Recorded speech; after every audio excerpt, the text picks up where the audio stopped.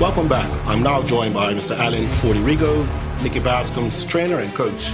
Mr. Rigo, how's your fighter looking? It's looking really good. Yeah. Put a lot into it. Yeah. Yeah. Now he's just come back from training camp. Yeah, we just got back last night from training down in Orlando. And how did that go? It went perfect. It went good. Yeah, it went really good down there.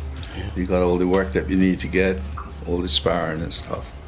So it went really good.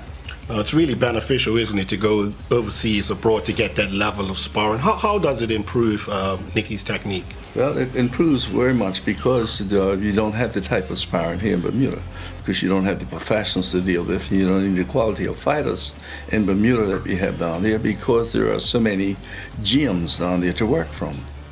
You know what I mean? So you can switch, change wherever you want to go. Now, in addition to sparring, I'm sure there would have been a lot of cardio as well. Yeah. Oh yeah, Nikki's day starts 5 o'clock in the morning. I mean, he gets up around 4 or something, and he's on the road around 5 o'clock running. He gives me 5 or 6 miles every morning. Then he comes back and does all the other stuff, like as far as sit-ups and push-ups, and in the morning time. In the afternoon, we go to the gym around 4 o'clock, and there you do all your shadowboxing and sparring and heavy bag, speedball and skipping, stuff like that. Yeah. So physically he's in good condition? He's in perfect condition right now. Looking good, his weight's good, strong. Yeah. And how about mentally? Oh, physically and mentally it's good. Yeah, he's got a good mind. So now, I mean, it's just a few days now before the actual fight. You know, what's the processes that he's going through now, you know, in this final lead up? Well, right now you have to be very careful about what you eat, especially back in the island here. And all, you know, I mean, it's easier here in one sense because you can eat exactly what you want to eat. And that's what he needs to do. So till he gets to the weigh-in, he needs to eat the right foods and keep himself fit. But he's still got to do a little bit of training as well, you know. But it won't be no more sparring, nothing like that. Now this is now his 4th professional fight. Anything different in his preparations this time around from previous? Not really. It's just that you differ according to the opponent that you fight. You know, it depends on where they come from. But Nicky's fought them all already. You know, I mean, he fought for the platinum gloves belt. Nicky fought. He fought a Haitian, then he fought an American, then he fought a Mexican for that. So he's fought them all. And you have to prepare differently for those guys. And what's your thought on his opponent? Well, I don't know too much about this gentleman. You know what I mean? Right now, I just trained him to fight a Mexican, that's all. But traditionally, Mexicans are, you know, what's their technique like traditionally? Well, they're very aggressive. And so you have to fight fire with fire. You know what I mean?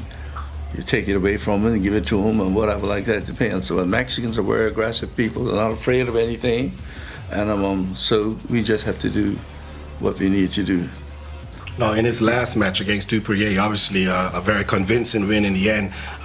You know, what was your thoughts on that performance? And you know, are you confident that he can carry that momentum going forward?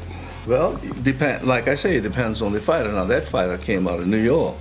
Right, and he was aggressive, but it's a different type of aggression. Yeah.